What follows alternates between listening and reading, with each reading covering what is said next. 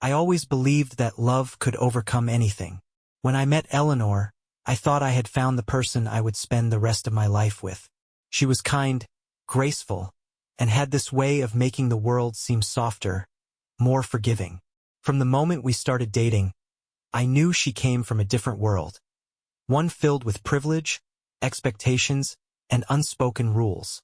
Her father, Howard Greaves, made it clear that I didn't belong in that world. He was a powerful attorney, the kind of man who could control the room with just his presence. The first time I met him, I could feel his disapproval before he even spoke. He was polite in that detached, condescending way wealthy people mastered. His questions weren't meant to get to know me. They were meant to size me up, to remind me that I wasn't one of them. "So, what do you do?" Howard asked, swirling his wine glass as we sat across from each other at their massive dining table. "I manage a small construction crew," I answered, trying to keep my voice steady. I had built my life from nothing, and I was proud of what I had accomplished. Howard smirked, exchanging a glance with Eleanor's mother. "Construction," he repeated, as if testing how the word felt on his tongue. "And what kind of future do you see for yourself?" His tone was casual, but the meaning behind it wasn't. I knew what he was really asking. "How can you possibly provide for my daughter?" I straightened my posture. "I plan to expand. Maybe start my own contracting business." Howard let out a quiet chuckle. "Ambitious. But ambition doesn't always translate to success. It takes intelligence, education, the right connections." He tilted his head, studying me like I was some kind of puzzle he had already solved. "Eleanor needs someone who can match her. Someone who can provide stability." I clenched my fists under the table, forcing myself to stay calm. I wanted to tell him that I loved his daughter more than anything, that I would do whatever it took to give her a good life. But I already knew he didn't care about love. He cared about status, prestige, and the perfect son-in-law who could uphold the Greaves family name. Eleanor squeezed my hand under the table, offering a silent reassurance. She had warned me about her father's arrogance, but experiencing it firsthand was something else entirely. That night, as we drove home, she looked over at me with an apologetic smile. "He'll come around," she said. "He just needs time to see how amazing you are." I wanted to believe her. I wanted to believe that love could soften a man like Howard Greaves. But I was wrong. When I proposed to Eleanor a year later, I did it with the little money I had saved up, buying her a modest ring that held all my love. She said yes without hesitation, tears of joy in her eyes. For a moment it felt like nothing else mattered. Then Howard found out. He didn't yell. He didn't even seem angry. Instead, he called me into his office, the walls lined with books and awards that screamed success. He leaned back in his leather chair and folded his hands together. "I'll be direct," he said. "If you care about Eleanor, you'll let her go." I shook my head, my jaw tightening. "That's not your decision to make." He exhaled through his nose, like I was a child who didn't understand how the world worked. "You think love is enough? You think a man like you can give her the life she deserves?" "Eleanor loves me," I shot back. "And I love her. That's all that matters." Howard's expression hardened. "You're a low-educated idiot if you believe that." The words hit harder than I expected. Not because they were true, but because they were calculated, designed to break me down. He reached into his desk drawer, pulled out a checkbook, and began writing. When he finished, he tore out the check and slid it across the desk. $100,000, he said. "Walk away. Start fresh somewhere else." I stared at the check, my heart pounding. He thought I could be bought, that my love for Eleanor had a price. I pushed the check back toward him. "Keep your money." Howard sighed, as if my response had only confirmed his suspicions. "Then you leave me no choice." The next few months were a nightmare. He used every connection he had to make my life difficult. Work opportunities dried up. My landlord suddenly decided to evict me. Even Eleanor began feeling the weight of her father's influence. Her credit cards were canceled, her bank accounts frozen. Still, she refused to leave me. "We'll get through this," she promised. And we did. We eloped, with only a few close friends as witnesses. For the first time, it felt like we had one. But happiness didn't last forever. Years passed, and Howard never stopped trying to prove that he had been right about me all along. Every time we saw him at family gatherings, he looked at me like I was nothing. But I held my head high. I had built a life for us, started my own business just like I had promised.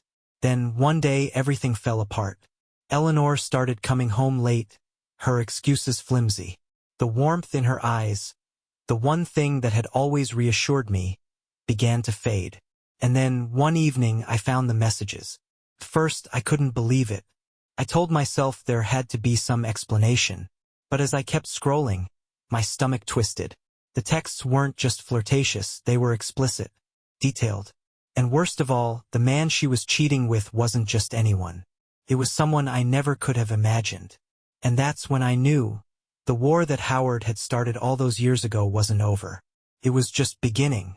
I sat there, staring at my phone, my hands trembling as I scrolled through the messages again. The words blurred together, but the meaning was crystal clear. Eleanor had been lying to me. The woman I had fought for, sacrificed for, and built a life with, she had betrayed me. But it wasn't just the betrayal that made my chest tighten. It was who she had betrayed me with. Howard Greaves, her father. For a moment, I thought I was losing my mind. My breath hitched as I reread the messages, looking for some kind of misunderstanding, some rational explanation. But there wasn't one. There were texts spanning months. Late-night rendezvous, secret meetings at hotels, messages laced with intimacy and things I could barely stomach. I can't stop thinking about last night. You make me feel alive, like no one else ever has. He doesn't suspect anything. He's too simple to see the truth. That last one hit me the hardest. I was simple, too blind to see what was happening right in front of me. I felt like a fool. No worse. A puppet in some twisted play orchestrated by the very man who had spent years telling me I wasn't good enough for his daughter. I clenched my fists so hard my nails dug into my palms. Howard had never just disapproved of me. He had wanted me to fail. And somehow, in the most sickening way possible, he had found a way to make that happen. The weight of everything hit me at once.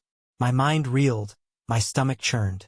I rushed to the bathroom, barely making it in time before I emptied my stomach into the toilet. My body rejected the truth just as much as my heart did. I washed my face, gripping the sink as I stared at my reflection in the mirror.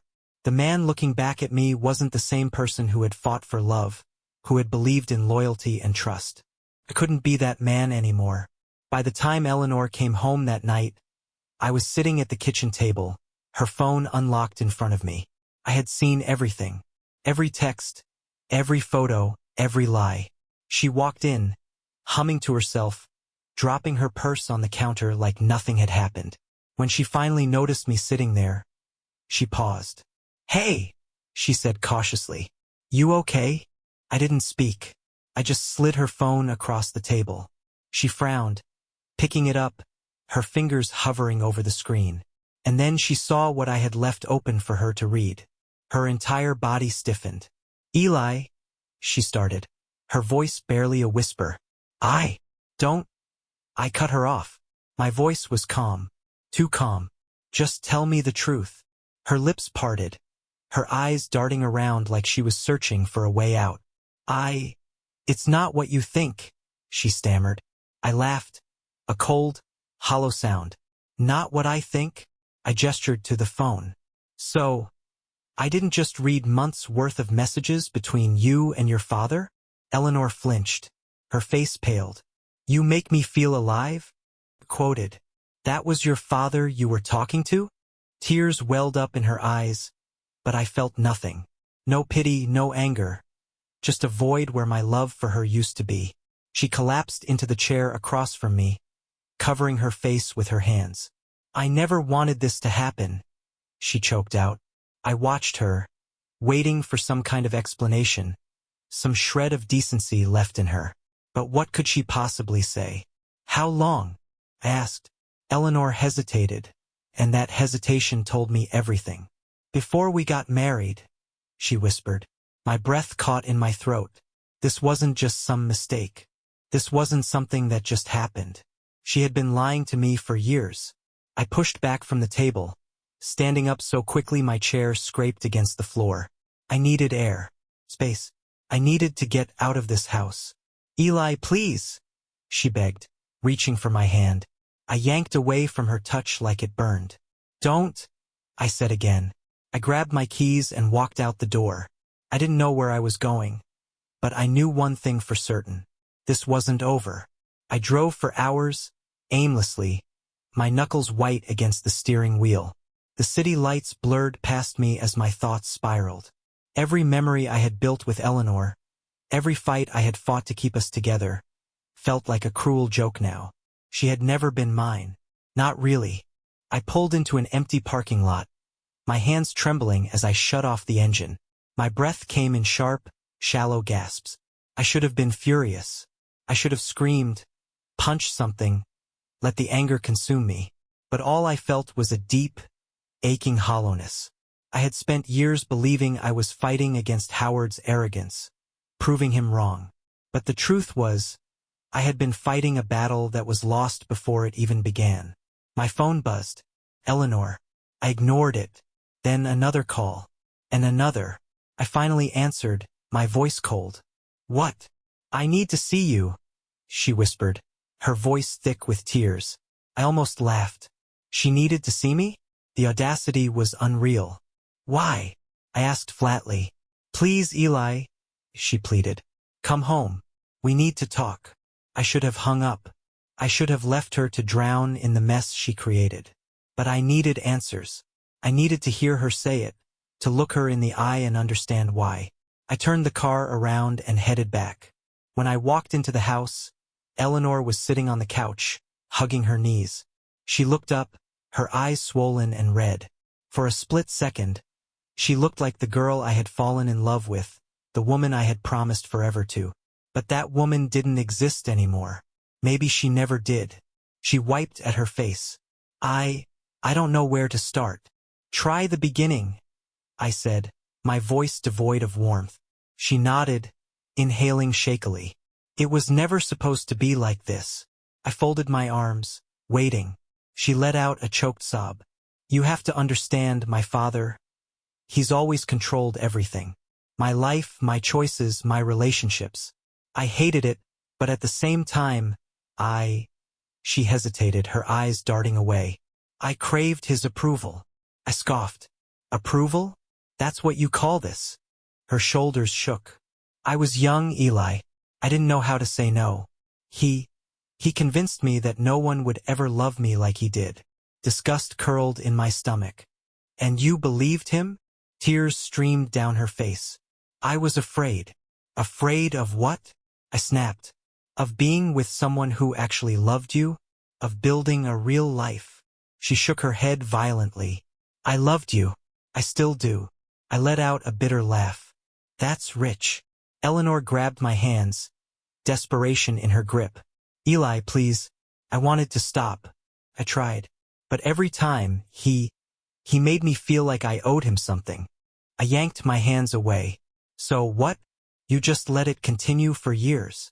She bit her lip, shaking her head. I don't expect you to forgive me. I don't even deserve it. But I swear, it's over. I narrowed my eyes. Why should I believe anything you say? She hesitated again. That pause told me everything. I exhaled sharply. It's not over, is it? Eleanor broke. She sobbed into her hands, shaking her head. I don't know how to get out, she admitted. I took a step back, my body rigid.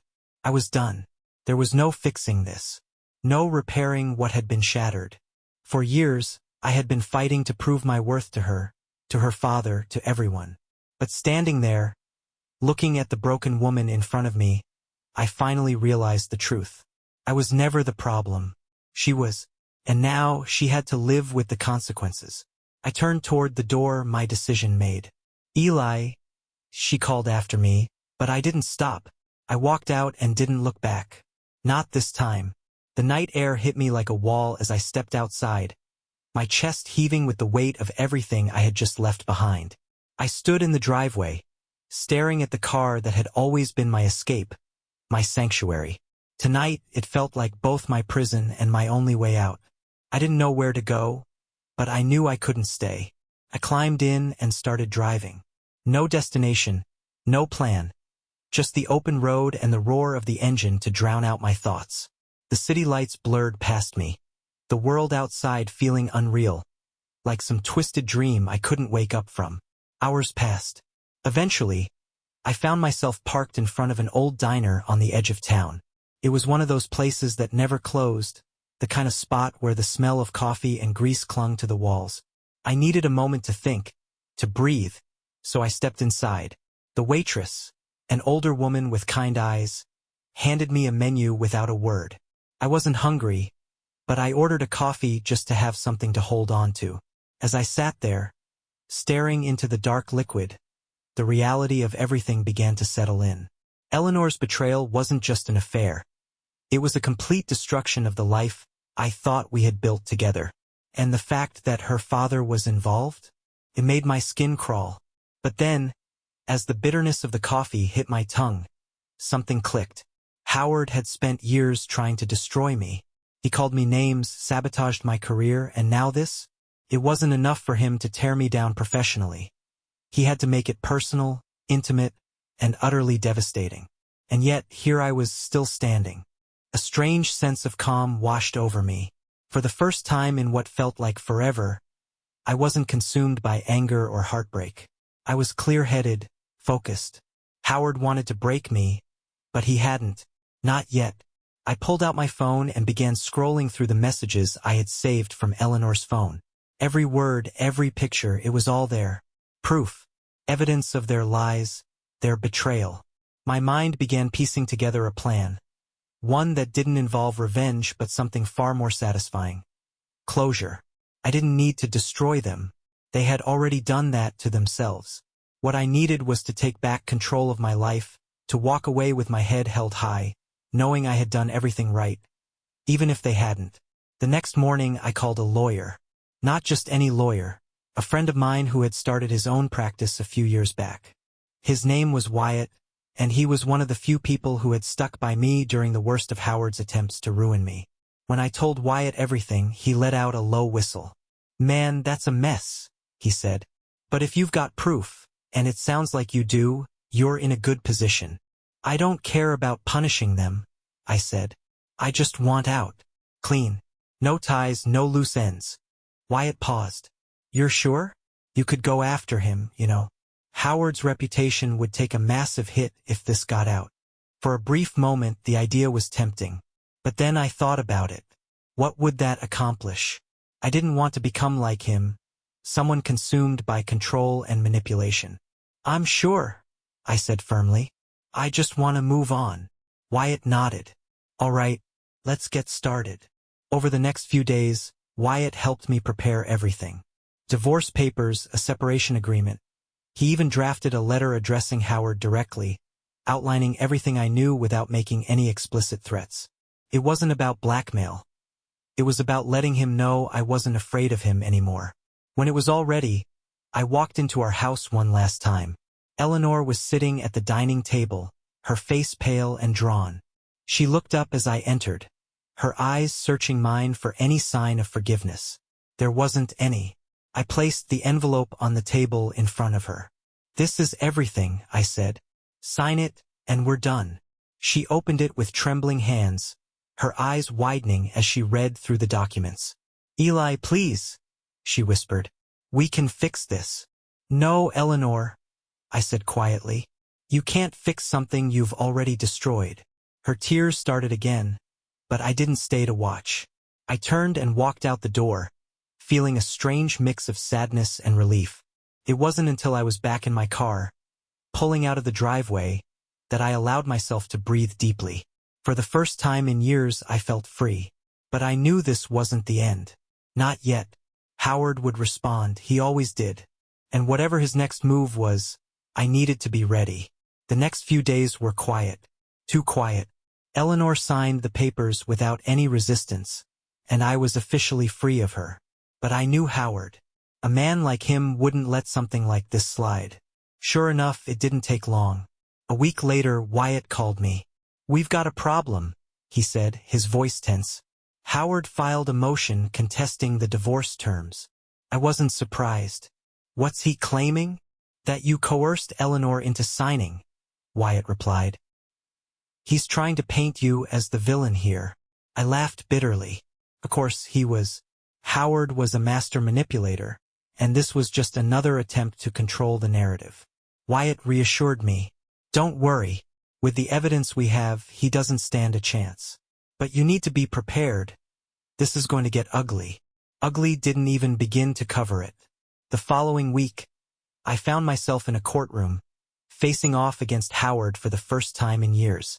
He sat across from me, his posture rigid, his expression as smug as ever. Eleanor was by his side, her head bowed. When Howard's lawyer began laying out their case, it was clear they were pulling out all the stops. They painted me as a controlling, vengeful husband who had forced Eleanor into an unfair agreement. It was a performance, and Howard played his role perfectly. But Wyatt was ready. When it was our turn, he calmly presented the texts and photos I had saved, carefully framing them as evidence of Eleanor's long-term deceit and Howard's manipulative behavior. Howard's smug demeanor cracked ever so slightly.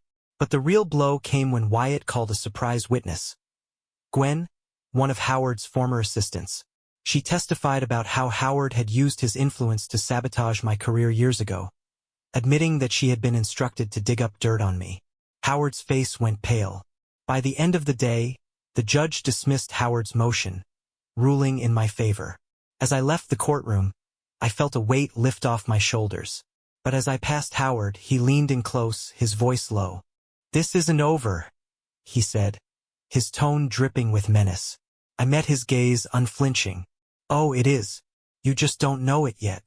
For the first time, I saw something in his eyes I had never seen before, doubt. He was losing control, and he knew it. The victory in court should have felt like the end, but I knew better. Howard wasn't the kind of man to let something go, especially when it came to his pride.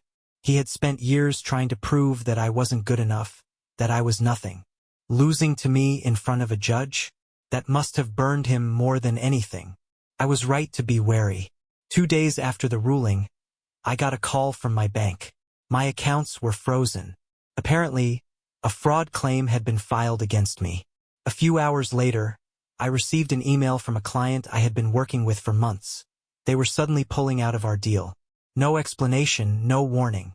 I knew exactly who was behind it. Howard was trying to starve me out, to push me into a corner where I would have no choice but to fold. Maybe he thought I would come crawling back, apologizing for daring to go up against him. He had underestimated me. Instead of panicking, I made another call to Gwen, his former assistant. She had already helped expose some of his dirty tactics in court, but I had a feeling she knew more. When she picked up, her voice was hesitant. "Eli, I already said everything I could." I leaned back in my chair, keeping my tone calm. "I don't need you to testify again. I just need the truth." She hesitated. Then, after a long pause, she sighed. "Meet me in an hour." We met at a quiet cafe on the outskirts of town. Gwen looked nervous, her fingers tapping against the side of her cup. "Howard is ruthless," she said, her voice barely above a whisper. "He doesn't just ruin people, he erases them." I frowned. "What do you mean?" She swallowed hard. "You're not the first person he's done this to. Over the years, he's destroyed careers, marriages, even entire businesses. He finds weaknesses, exploits them, and if that doesn't work, he manufactures them." I exhaled slowly. "So he's done this before." She nodded. "And he's always gotten away with it." "Not this time." I leaned forward. "Gwen, do you have anything at all, that could prove what he's doing?" She hesitated again, then reached into her bag and pulled out a flash drive. I kept copies of everything. Emails, financial records, even recorded conversations. I was too scared to use them before, but I think it's time someone stopped him. I took the drive, my mind racing. This was bigger than I had expected. Howard hadn't just tried to ruin me. He had built an entire career on corruption and intimidation. And now I had the proof to bring it all crashing down. I stared at the flash drive in my palm, feeling the weight of what I had just been handed. This wasn't just about me anymore. Howard had destroyed lives, manipulated the system, and left behind a trail of people too afraid to stand up to him. But now he had finally picked the wrong man. I left the cafe with Gwen's words still echoing in my head. Howard erased people. He crushed them, ensuring they had no way to rebuild. That was his game. But I wasn't going to let him win. Instead of going home, I drove straight to Wyatt's office. When I handed him the flash drive, he plugged it into his laptop and clicked through the files. His face shifted from curiosity to shock. "Jesus," he muttered, scrolling through email chains and audio recordings. "This isn't just bad, Eli. This is criminal." I leaned forward. "What are we looking at?" Wyatt exhaled. "Bribery, blackmail, evidence tampering, you name it, it's here. If this gets out, Howard won't just lose his career. He could go to prison." I let that sink in. Howard, the man who had called me worthless, who had spent years trying to ruin me, might finally face real consequences. But I wasn't interested in revenge. I wanted freedom. "What do we do?" I asked. Wyatt studied me carefully. "That depends. If we go public, this will be huge. But it'll also turn into a war. Howard won't go down without a fight." I knew that. If I exposed him, he would try to take me down with him. The difference now? I had the truth on my side. I took a deep breath. "Let's do it." Wyatt nodded. "Then we need to be smart about this." Over the next 48 hours, we put everything in motion. Wyatt contacted a trusted journalist, someone known for exposing corruption. Meanwhile, I gathered every legal document, every contract, and every receipt Howard had ever tried to manipulate against me. And then, I made a move Howard never saw coming. I requested a private meeting with him. First, he ignored me. But after Wyatt leaked just enough information to hint that something big was coming, Howard finally agreed. We met in his office, the same place where years ago, he had slid that check across the desk and called me a low-educated idiot. This time, I was the one in control. Howard sat behind his massive desk, his expression unreadable. "Eli," he greeted, his voice even. "To what do I owe this unexpected visit?" I set a folder down in front of him. "Thought you might want to see this before it goes public." He flipped it open. I watched his expression change as he scanned the documents. Emails proving his blackmail schemes, financial records linking him to illegal transactions, transcriptions of his own threats. For the first time in my life, I saw fear in Howard Greaves' eyes. His jaw tightened. "Where did you get this?" I leaned forward, holding his gaze. "Does it matter?" Howard exhaled sharply, closing the folder. He was calculating his next move, searching for a way out. "You realize," he said slowly, "that if you go through with this, it won't just ruin me. It'll ruin Eleanor, too." I clenched my jaw. Eleanor made her own choices. His eyes narrowed. "You really think this is the right path? We can fix this. You walk away from this, and I can make your life easier. I still have connections." I cut him off. "I don't need your favors, Howard." For years, I had let him dictate the rules. I had let him belittle me, push me down, make me question my own worth. But not anymore. I stood up.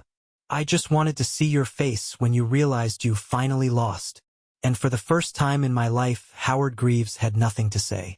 Howard sat frozen, his fingers tightening around the folder, as if he could somehow crush the truth inside it. But he knew. He had lost. I turned and walked toward the door, pausing only briefly to glance back at him. The once mighty man who had controlled and destroyed so many lives looked small, defeated. For the first time, I felt nothing toward him. No hatred, no anger, just relief. I walked out of that office feeling lighter than I had in years. The next few weeks were a whirlwind. The journalist broke the story, and it spread like wildfire. Howard's legal battles piled up faster than he could control, and his once untouchable reputation crumbled overnight. He was forced to resign from his firm, his clients abandoned him, and his name became synonymous with corruption. But the most satisfying part? I never had to lift a finger. I chose to walk away, to let the truth do the work. And it did. Eleanor reached out once, one last desperate attempt at reconciliation. She said she was sorry, that she had been manipulated, that she never meant to hurt me. I didn't respond. I had spent too many years fighting for people who didn't deserve me. It was time to fight for myself. Now, months later, I stand on the foundation of a new life. My business is thriving, my reputation restored. I moved to a new city, far from the wreckage of my past, and I finally feel like I'm living for me. And the best part? For the first time in a long time, I'm happy. No more battles. No more proving myself to people who never mattered. Howard lost. Eleanor lost. But I won.